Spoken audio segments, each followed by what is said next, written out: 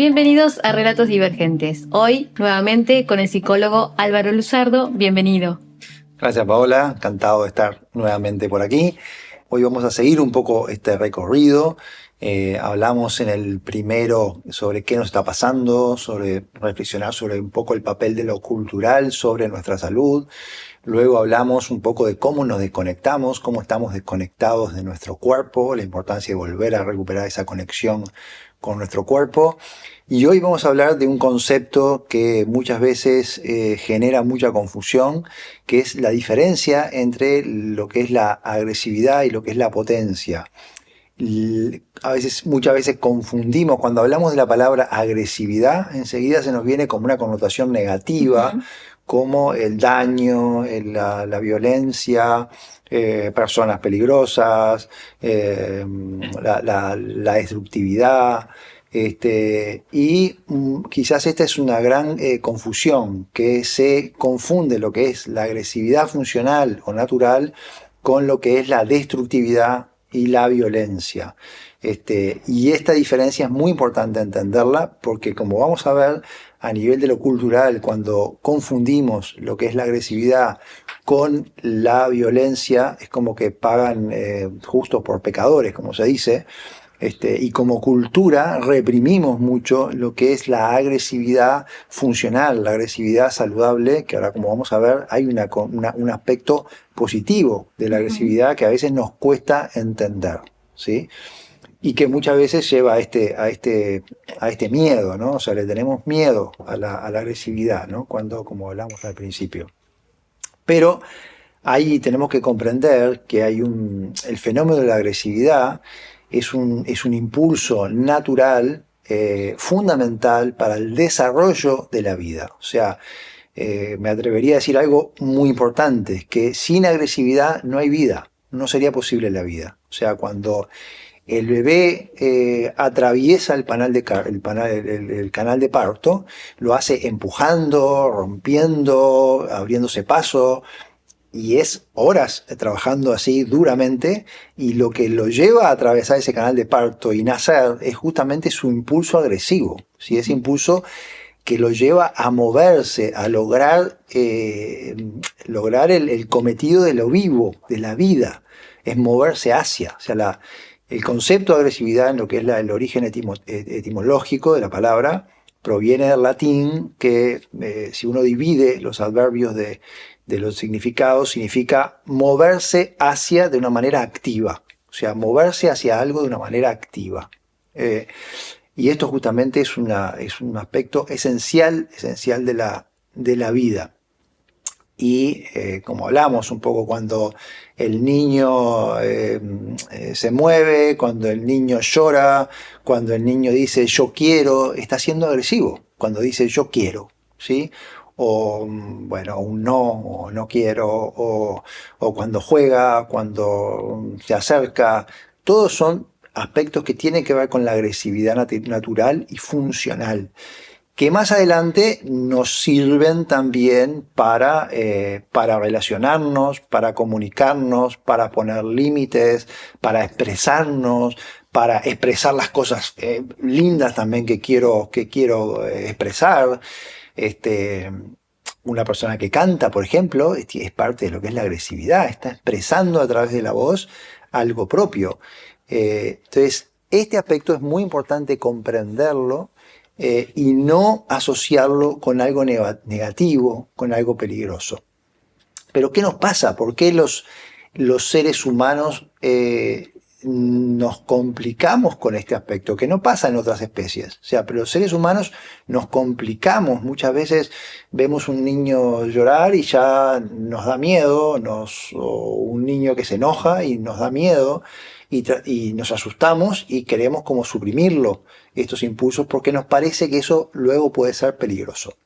Y acá es una confusión bien importante que tenemos que comprender, que es lo que es la diferencia entre lo que es la agresividad natural, lo que es la agresividad primaria, y que es algo natural, que es algo de la propia naturaleza, de la propia biología, diferenciarla de lo que es la violencia o el impulso secundario destructivo, que es algo que se genera por la cultura, por el contacto con lo cultural, ¿sí? No es algo generado artificialmente, ¿sí? O sea, los seres humanos no tendríamos que tener de una manera natural, tenemos la perspectiva, y Reich también un poco él hablaba de eso, ¿no? Que el ser humano es bueno por naturaleza en su esencia, pero que hay aspectos de lo cultural que generan impulsos que no son naturales, que son artificialmente generados por ciertas condiciones del desarrollo. ¿Y qué es lo que pasa? Cuando la agresividad natural, el impulso por vivir, se encuentra con un obstáculo, con algo que lo frustra, la vida trata de buscar su camino, ¿sí? Y en este camino genera un impulso secundario, que es lo que conocemos como la destructividad. Pero la destructividad surge cuando se bloquea la capacidad vital de de cubrir sus necesidades naturales y funcionales. Entonces aparece lo que es la destructividad, que es algo muy común en nuestra sociedad. Pero también es muy común en nuestra sociedad, no por casualidad, es porque como sociedad, como cultura, no estamos pudiendo comprender y respetar las necesidades fundamentales de los mamíferos humanos. Y al desconocer y al no respetar el ritmo y las necesidades naturales, se generan personas que desarrollan un impulso violento o destructivo. Entonces esto es muy importante para entender lo que es la violencia actualmente, que es una preocupación muy grande de nuestros tiempos, de cómo eso tiene que ver con esas características de lo cultural. Yo a veces pongo, por ejemplo, el ejemplo de un perro, ¿no? Si un perro, si uno lo tiene en buenas condiciones, lo cría con cariño, lo cuida, va a ser un determinado comportamiento, va a tener determinados impulsos, pero en cambio si uno tiene un perro encadenado, pasándola mal, sufriendo, seguramente ese perro se pueda hacer peligroso. ¿Por qué? Porque ese perro desarrolla un impulso que es destructivo, que es más violento, pero que no es la naturaleza de los caninos, de los perros, claro, ser violentos y ser agresivos. Es en el caso del entorno desde el cual se desarrollan o viven. Los seres humanos nos pasa un poco eso. Entonces, hay una gran diferencia entre lo que es la agresividad y lo que es la violencia y la destructividad. Y acá entra otro elemento importante, que es, antes de esto quiero traer esto, ¿no? Que cuando el impulso se obstruye o nos frustramos, se frustran nuestras necesidades, tenemos dos caminos, que es o volvernos violentos y destructivos o inhibirnos. Claro. Inhibirnos y ser más sumisos. ¿Sí? O sea, ser como más sumisos o somos más violentos. Pero las dos son desviaciones de un camino más orgánico, natural y positivo, saludable, que tiene que ver con el desarrollo de la potencia humana. ¿Sí? La potencia humana se desarrolla cuando se respetan sus necesidades, se respeta un entorno que habilite al desarrollo de la potencialidad, de la potencia de lo vivo, de lo humano. Bueno, entonces, si voy entendiendo bien, aquello que muchas veces socialmente decimos es una persona de mucho carácter, como una connotación negativa, o en realidad puede ser algo positivo. Uh-huh. Una persona de carácter es una persona que se sabe parar, que se sabe defender y que sabe avanzar. Exacto. ¿Sí? Sí. Y ahora estabas diciendo que la violencia frustrada, esta necesidad de tener carácter, de defenderse y de avanzar, si se frustra, puede inhibirse y eso tampoco es positivo. No, claro. Sí, exactamente, porque la inhibición conlleva a un freno un poco de las necesidades o de lo que realmente quiero hacer, de lo que realmente pienso, de lo que realmente siento, y eso también lleva una contención y un aguantar que luego eso puede... Se acumula. Se acumula y por un lado puede derivar en una explosión, una actitud, un comportamiento más violento, o puede generar en la persona que se vaya apagando, que sea una persona más sumisa, más inhibida, que pueda conectar más con su propia vida, porque muchas veces es un proceso como de adaptación, o sea, nos inhibimos para sobrevivir. Sí, porque de repente de niños, si decíamos que estábamos enojados o nos enojábamos con nuestra madre nos pegaba o nuestra madre nos dejaba de querer, vamos a aprender a inhibir esos impulsos, vamos a aprender a controlar nuestras propias sensaciones o emociones. Y eso nos va a conllevar a una persona más inhibida y apagada.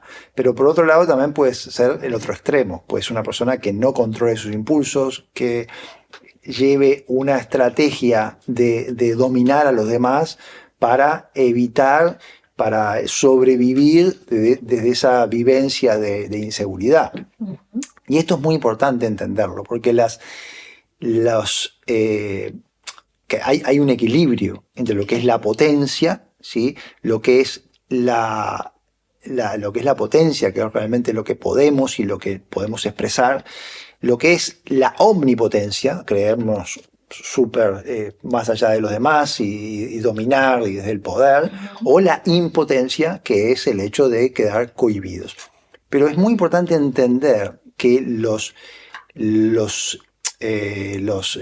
aspecto de lo que es la violencia, el comportamiento de la violenta, las personas violentas, en el fondo lo que causa esa violencia es la sensación interna de impotencia, de inseguridad. La impotencia genera la violencia, ¿sí? Las personas potentes no son violentas. Las personas seguras de sí mismas no tienen necesidad de dominar a otros, de hacer sufrir a otros, de no tener en cuenta a otros, porque esa conducta surge de una persona insegura y surge desde el miedo. ¿Sí? La persona desde el miedo, o sea, por ejemplo, un animal, un perro que es peligroso, es cuando siente miedo, cuando uno lo acorrala, ¿sí? Ahí puede ser peligroso, porque el miedo es lo que nos lleva, como un acto de sobrevivencia, a tomar medidas extremas para sobrevivir, ¿sí? Si de alguna manera nos sentimos seguros, conectamos con nuestra verdadera potencia, ahí radica justamente un poco las bases de lo que es una sociedad pacífica. O sea, la base de la paz radica en personas más potentes, más vivas, más conectadas, ¿sí? Cuando las personas sean más inseguras, más impotentes, con más miedo, es una sociedad que es menos confiable, menos fiable y menos segura. Bueno, entonces tenemos que encontrar un equilibrio para poder ser fuertes, para poder expresarnos, poder ser violentos con esa cintura, porque si nos sobrecargamos y explotamos y somos agresivos, no solamente dañamos al entorno y a otras personas, sino que también todo tiene consecuencias, nos dañamos a nosotros. Y si no nos logramos expresar y nos frenamos, nos frustramos, la primera consecuencia es sobre nuestro cuerpo. Sí. Y luego, si nos enfermamos, nuestro entorno también se va a ver afectado. Sí. Sí, obviamente, personas cada vez más inhibidas, más apagadas, que puedan comunicarse menos, que puedan comunicar menos lo que necesitan. También es un problema a nivel social, a nivel del entorno, a nivel de lo comunitario. Tanto como las personas que son violentas y que son, de alguna manera, no logran un relacionamiento saludable, ¿no? entre las personas. Entonces, sí, ambos aspectos son aspectos que no son positivos. Sí. Bien, y para poder, quienes nos están viendo, escuchando, se ven identificados en uno o en otro aspecto, lo primero que necesitan es tomar conciencia de esto. Tomar conciencia. Obviamente tomar conciencia, ahí volvemos a dos aspectos, ¿no? O sea, tomar conciencia a nivel de un trabajo personal, un trabajo como de autoconocimiento. El hecho de poder tomar conciencia del miedo, muchas veces, a veces en mi paciente, yo a veces lo trabajo, es muy difícil. A las personas les cuesta reconocer que tienen miedo. Les cuesta reconocer ese temor, esa vulnerabilidad, pero creo que es lo fundamental para poder generar un proceso de cambio y de transformación, ¿no? Pero también a nivel social, o sea, entender que esto tiene una base cultural, una base social, como venimos hablando. O sea, el tema de la violencia, para entender la violencia de una sociedad, tenemos que entender qué sociedad estamos generando, qué formas de vivir estamos generando, qué valores, qué formas de relacionarnos, de relación entre nosotros estamos generando. Cómo la violencia en nuestra cultura comienza desde el día que nacemos. Desde que nos separan de una forma violenta de la madre, de que no nos dejan contactar con la madre, de que nos separan para hacernos mediciones, nos pegan un golpe en la espalda. O sea, nacemos ya en un mundo con muchos aspectos de violencia, de no respetar y no entender nuestras necesidades. Entonces, esto es muy importante entenderlo, o sea, para entender los orígenes y las causas reales de lo que es la violencia.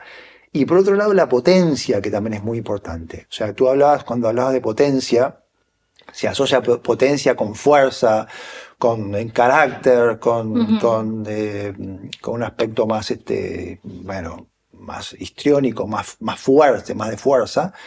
Pero yo siempre hablo de lo que es la potencia sensible. O sea, la potencia tiene que ver con la capacidad del yo de la persona de poder expresar su esencia, su ser, de poder ser, de poder vivir. Eso tiene que ver la potencia. La potencia tiene que ver con alguien que pueda expresar su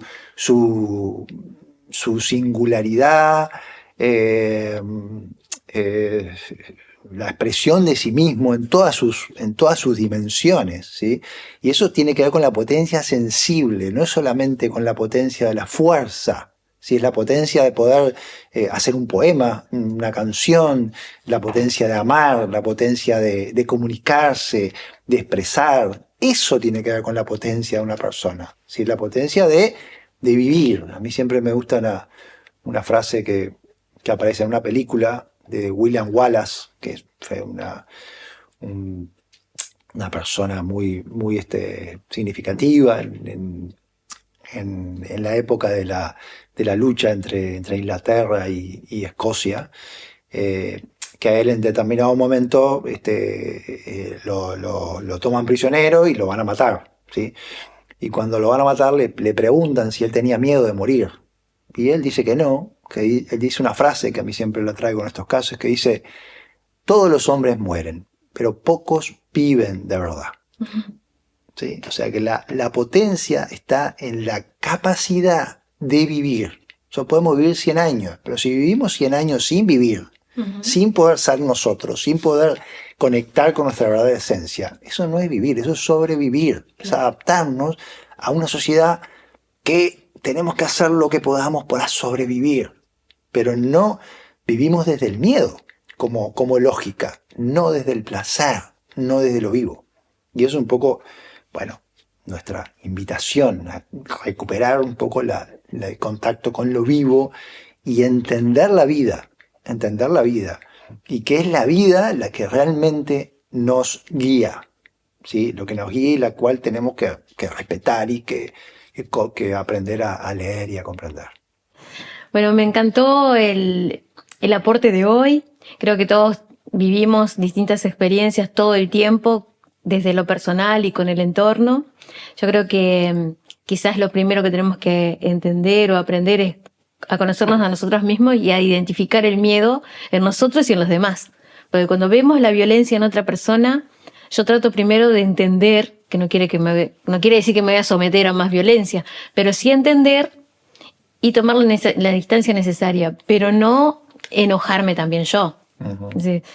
Creo que es una forma más pacífica de sobrevivir mientras vamos sanando esta sociedad. Bueno, muchísimas gracias y contanos qué es lo que vamos a hablar la siguiente. Bueno, el siguiente encuentro vamos a estar hablando de cómo recuperar la vida, ¿sí? Y vamos a estar hablando del concepto de salud, que a veces no lo entendemos bien, y qué es tener salud, y qué es lo que buscamos con la salud. Muy bien, muchas gracias.